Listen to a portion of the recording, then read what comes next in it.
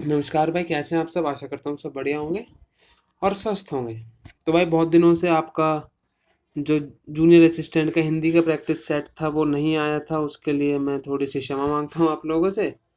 और अब आपसे प्रॉमिस करता हूँ कि अब आपके जो इंग्लिश के सेट हैं वो कॉन्टिन्यूस बेसिस पे आएंगे, क्योंकि यार कुछ काम हो गया था बीच में, तो इसलिए 4-5 दिन बहुत बिजी हो गया था, इसलिए इस वजह से थोड़े से आपके सेट नहीं आ पाए थे। पर हाँ, अब आएंगे आपके कॉन्टिन्यू सेट। तो एक बार जो नए बच्चे जुड़े हैं उन्हें बता दूं कि ये जो सेट हैं ये D SSS English PYQ set हैं। इसमें सारे इंग्लिश के क्वेश्चन होंगे। D SSS वो भी प्रीवियस ईयर क्वेश्चंस। अभी जो फिलहाल क्वेश्चन चल रहे हैं वो JJE के चल रहे हैं, जूनियर जुडिशियल असिस्टेंट। उसके बाद बॉर्डर के कराए जाएंगे, फिर आपके मैट्रन और आपका AS, फिर आपके ऐसे ये चलेंगे। ठीक है, अभी JJE के हैं, जब तक JJE कंप्लीट नहीं होते तब तक ये करिए, क्योंकि पैटर्न D SSS के सेम ही रहता है PYQ में। ठीक है, चले स्टार्ट करें अपने क्वेश्चन। चलो, ये आज आपके लिए पहला question, select the incorrectly spelled word.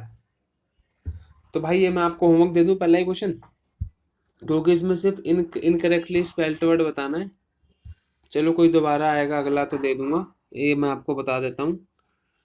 इसमें वैसे क्लैंडस्टीन की स्पेलिंग गलत है। क्लैंडस्टीन की स्पेलिंग होती है C से शुरू होती है, CLN, क्लैंडस्टीन, ये स्पेलिंग होती है क्लैंडस्टीन की। ठीक, और इसका मतलब क्या होता है? इसका मतलब होता है किसी काम को सीक्रेटली करना।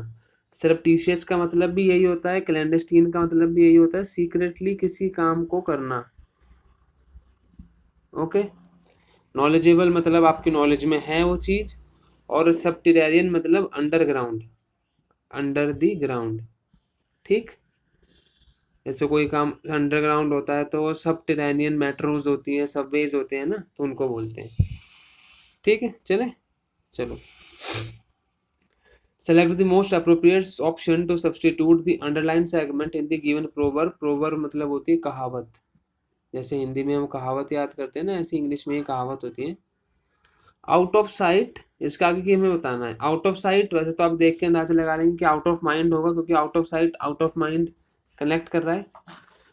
Out of sight out of mind, तो इसका मतलब क्या होता है? इसका मतलब ये होता है out of sight out of mind का, कि नज़र से हटते ही उस चीज़ को भूल जाना।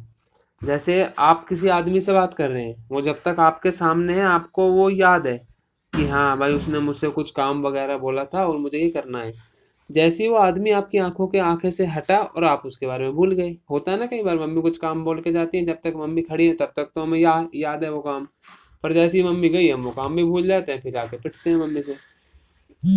बस वही इसका मतलब है, आउट ऑफ साइट, साइट मतलब नज़र, आउट ऑफ माइंड, जैसे ही वो चीज़ आंखों से हटी दिमाग से भी हट जाती है। ठीक है, चलो। ओहो, ब्लैंक पेज।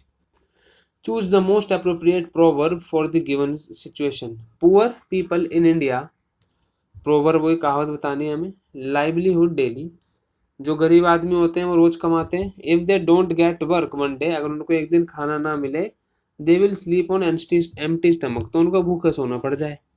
जैसे आज का कमाया आज का खाया, बस वही वाला हिसाब है। तो इसके लिए जो प्रोवर्ब होती है वो होती है ये, living from hand to mouth. मतलब बस इतना ही कमा रहे हैं कि हैंड से माउथ की तरफ खा रहे हैं, और जिस दिन नहीं कमा पा रहे हैं उस दिन नहीं खा पा रहे हैं। ठीक है, तो ये इसका सही आंसर है। तो भाई आप ना डेली 20 से 25 वन वर्ड सब्सटीट्यूशन और डेली 20 से 25 ईडियम याद करा करो। अगर आपके पास ब्लैक बुक है या आपके पास कोई भी इंग्लिश ग्रामर की बुक है जिसमें ईडियम और सब्सटीट्यूशन, वन वर्ड सब्सटीट्यूशन है, तो डेली 20-25 ये याद करा करो, और अगले दिन उन 20-25 को रिवाइज करके फिर नए वाले याद किया करो। इससे आपके कम से कम आपको भाई 1000-1200 वन वर्ड और 1000-1200 ईडियम याद होने चाहिए, अगर आप किसी भी एग्जाम में बैठ रहे हैं इंग्लिश के तो। ठीक, select the appropriate word to complete the following. One word substitution है, वन वर्ड सब्सटीट्यूशन करो, फिल इन द ब्लैंक है। I purchase this device because the dash was very captivating. Captivating मतलब अपीलिंग, बहुत अच्छा था। क्या था? उसका एड, जाहिर सी बात है। आप कोई सामान तभी खरीदते हैं जब उसका एड बहुत अच्छा होता है, मतलब उसका एडवर्टीजमेंट बहुत अच्छा होता है ना। अडेंडम मतलब होता है किसी चीज़ का कोई एडिशनल। ठीक, एड मतलब भी एडिशनल, और ये जो एड होता है ये होता है हेल्प वाला। एड मतलब जैसे फर्स्ट एड देते हैं ना हम, सबसे पहली हेल्प जो देते हैं फर्स्ट एड, इसका होगा एडवर्टीजमेंट। एडवर्टीजमेंट का जो शॉर्ट फॉर्म होता है वो होता है सिर्फ एडी। अगर वो एडी देता और एडवर्टीजमेंट देता तो ये क्वेश्चन गलत हो जाता, क्योंकि दोनों का मतलब सेम है। I purchase this device because the advertisement was very captivating. ठीक, select the most appropriate antonym. Antonym मतलब उल्टा बताना है। The value of crypto currency can not be deflated by central banks across the globe. Deflate का मतलब होता है कम करना। कम करना मतलब क्रिप्टो करेंसी की वैल्यू कोई भी सेंट्रल बैंक कम नहीं कर सकता, तो इसका उल्टा क्या होगा, बढ़ाना, इंक्रीज करना, है ना। सिंपल है। इम्प्रेस्ड मतलब इम्प्रेस जाना, अप्रेज मतलब किसी को वो करना, किसी को जैसे हम अप्रेज करते हैं ना, किसी को हम बढ़ावा देते हैं कि हाँ भाई तू बहुत अच्छा काम कर रहा है, ऐसे अप्रेजल किसी को मिलता है ऐसे। और ये परस्यूट का मतलब होता है, परस्यूट का मतलब होता है किसी चीज को बहुत ध्यान से पढ़ना। ठीक है, किसी चीज को जब हम बहुत ध्यान से पढ़ते हैं ना, तो हम उसको बोलते हैं पेर्यूज करना। पेर्यूज्ड, इसको इसका सही वो होगा प्रोनाउंसिएशन, पेर्यूज्ड, किसी चीज को ध्यान से पढ़ना। ठीक है, चले। Select the most appropriate synonym of the given word. Consolidate. Consolidate मतलब इकट्ठा करना उस चीज को, स्ट्रेंथन में लाना, तो उसका सिनोनिम होगा स्ट्रेंथन, किसी चीज को इकट्ठा करना। सेग्रीगेट करना मतलब सेपरेट करना, अलग अलग करना। कलेक्ट करना मतलब इकट्ठा करना, पर वो कंसोलिडेट का मतलब अलग है, वो कलेक्ट का मतलब अलग है। कलेक्ट मतलब आप कोई चीज इकट्ठी कर रहे हो, ऐसी चीज है ना। और ये होता है किसी चीज को स्ट्रॉन्ग बनाना, किसी चीज को मजबूत बनाना, तो इसलिए इसका स्ट्रेंथन सही होगा। एनलीवन होता है, एनलीवन क्या होता है, एनलीवन, रुको यार पता तो था। एनलीवन किसी चीज को ज्यादा इंटरेस्टिंग बनाना। लीव मतलब जीना, और एनलीवन मतलब उस चीज को अच्छे से जीना। अगर आपके पास कोई दोस्त है वो डांस कर रहा है और उसी में थोड़ा सा वो कुछ ऐसे स्टेप कर दे जो आप लोगों को हंसी आ जाए, तो उसने वो डांस एनलीवन बना दिया, मतलब उसको और ज्यादा एंटरटेनर बना दिया। ठीक, उसको ज्यादा एंटरटेन कर दिया। Select the homonym word from the given option. Homonym वैसे वर्ड होते हैं जो वर्ड सेम होते हैं पर उनके मतलब अलग अलग हो सकते हैं। I am not aware any of his dash PM of India dash the nation on 15 अगस्त। इन दोनों में एक ही वर्ड आएगा, अब देखते हैं। I am not aware any of his talk, any of his introduce, any of his name. यहाँ पे name सही हो सकता है फर्स्ट में, इसके सेकंड में नेम हो सकता है। The PM of India name the nation on 15 August every year. हर साल नाम थोड़ी रखते हैं अपने नेशन का, तो इसका आंसर होगा एड्रेसेस। एड्रेसेस मतलब I am not aware any of his addresses, मुझे उसका कोई भी पता नहीं पता। और the PM Modi address the nation, आपने सुना होगा अखबारों में भी लिखा आता है कि ये पीएम मोदी ने देश को संबोधित किया।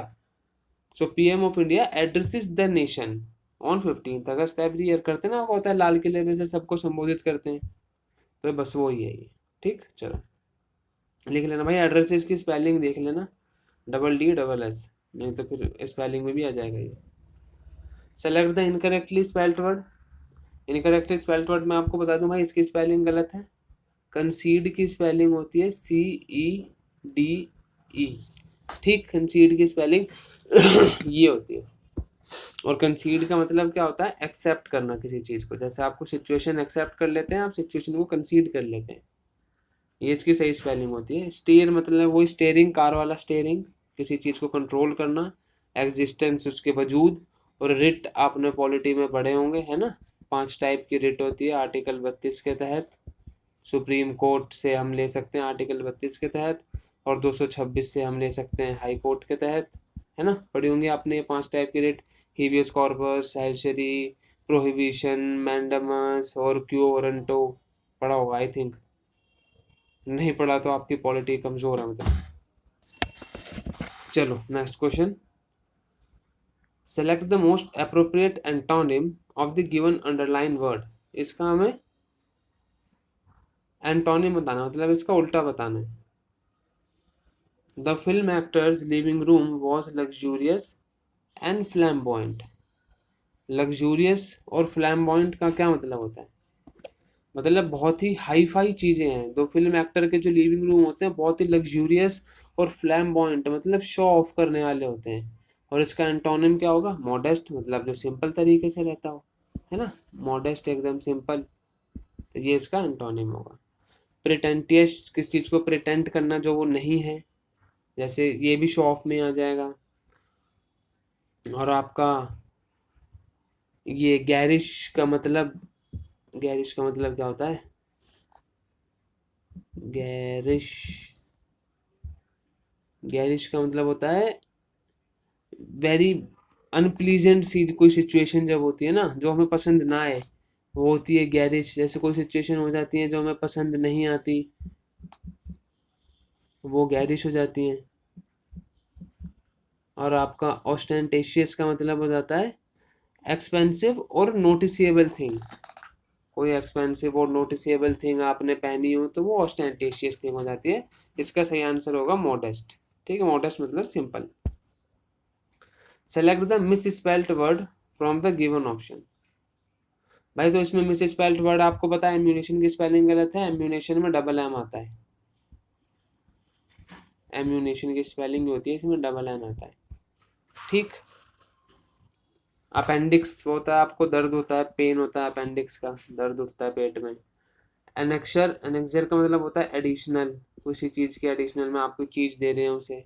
एनहिलेट मतलब होता है संहार, विध्वंस, डिस्ट्रॉय कर देना किसी चीज को कम्प्लीटली, वो एनहिलेट का मतलब होता है।